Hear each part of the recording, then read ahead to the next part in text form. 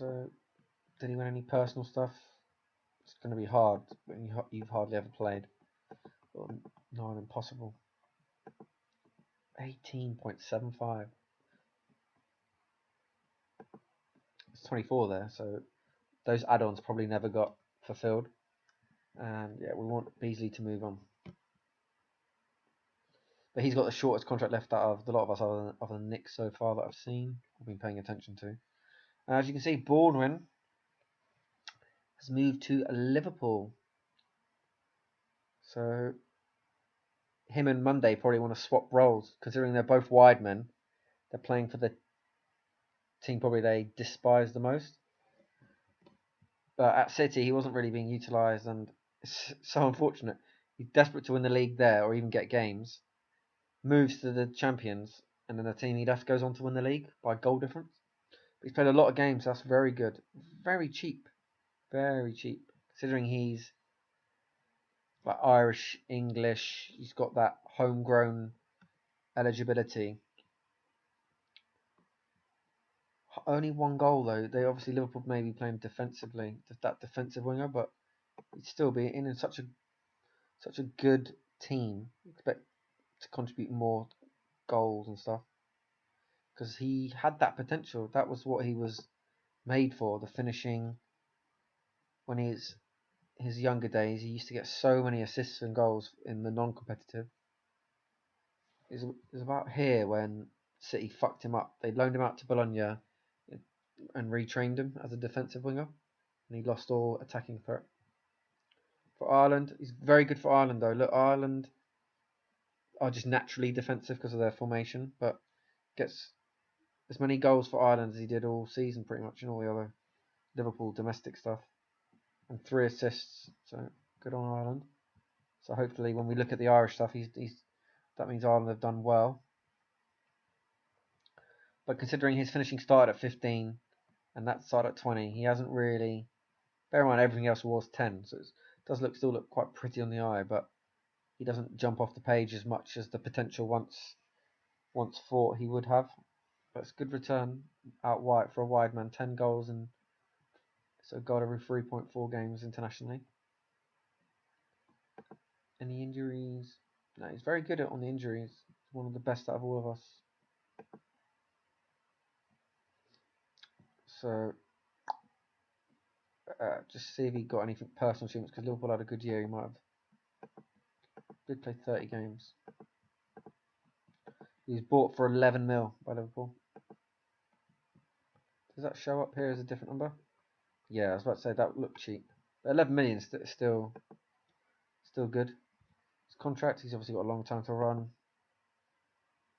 No plans for the future. Likes McShane. United. Okay, so going on to the strikers now. Matt Composer Cousins is injured, but he's definitely improved, I think. His stats got he's at Roma. He's out for 2 for a fractured skull. He's been headbutting. So he was at Newcastle, who were like yo-yoing. I think they'd just been promoted from the Championship. So he left.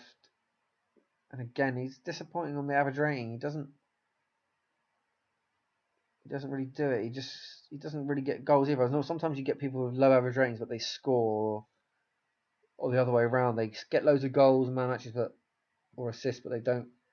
Just lazy. They're just the end of things. But Matt, it's a weird one. He doesn't really excel anywhere. But on the attributes, he looks amazing, or very good at least. Probably the physicals just didn't hit the heights to be one of the very best. You need 15s and upwards. But the finishing and composure alone, as a poacher, that's still excellent. Off the ball, 18, 19, 18. And that's still good. So they've got him 4-star as a poacher. Where have they been playing him? Advanced forward. 45 games is a lot of games for Roma. And they're a good team in this. So you'd have to say only 6 league goals is a disappointing return again, but he's had that his whole career. He only scored 6 goals in the Championship. Oh no, it was Prem. So it shows again, Prem, Serie A, consistent. only 6 goals. Internationally, what did he do? Been playing. I can't really remember how many games. He seems to be in the squad, but sort of third or fourth choice attacker. And did Roma win anything?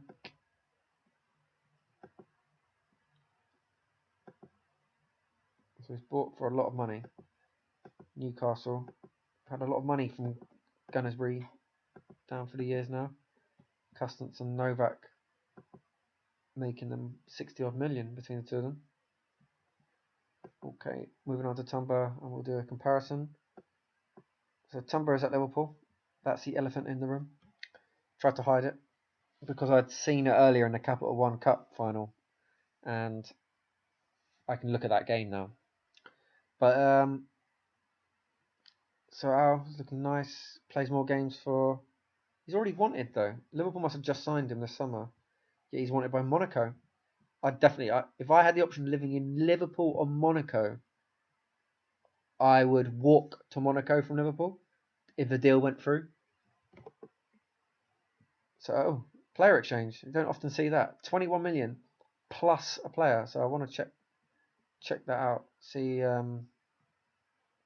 which other person went away. It's like RG free trade. You'll always be synonymous with the other people who go the other way.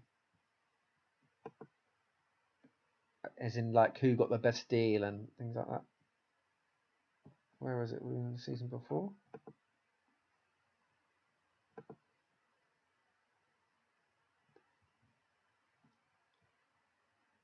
Emiliano Velasquez. He's a real player. Quite a good centre back. Not amazing or anything, but he's like a backup. He's like the modern day Sebastian Coates.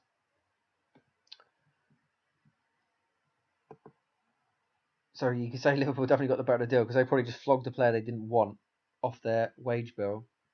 But so still a lot of money for someone that Derby County got for free. Gary Mack is Liverpool's manager. Gary Mack. So what's Tom been up to? He's already wanted, which is odd though. For in 1 year at someone, makes me think he hasn't been playing that much. He did played a lot. So again, like just comparing him back to Matt, plays a similar amount of games, but just gets goals and gets average ratings. So at the start, I think we'd all be in agreement and say when we looked at the profiles and the expectations and predictions, we had Matt down as potentially looking like he'd become the better striker just with the composure and things like that.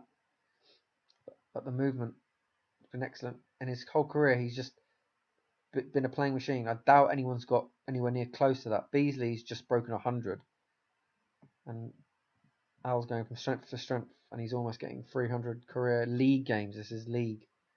Overall, probably Novak because he just plays like 50 games a year, but league is where you're judged really.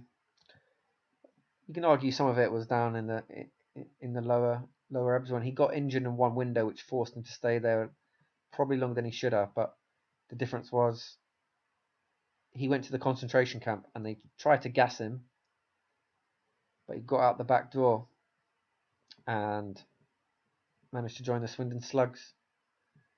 That gave him an extra game time. Got his face in the papers. So he did well to just do stuff whilst at Tottenham, whereas a few of the others, I was like Mills, John was on a rotation, or Beasley's been there since. Don't know if Beasley's and Alex's Tottenham's careers overlapped, like Bobby Moore or no, is it Arthur Askey and some other bloke? But it's good on the goals and attributes. We'll just compare with composure. So yeah, technically now Al is better. Oh no, technically Matt's still got the edge. But so yeah, looking at it, technically again, Matt's mentally technically better. Al's just a little better, obviously on movement and things like that. But considering Al's off the ball is like his, I think Matt's very good off the ball as well.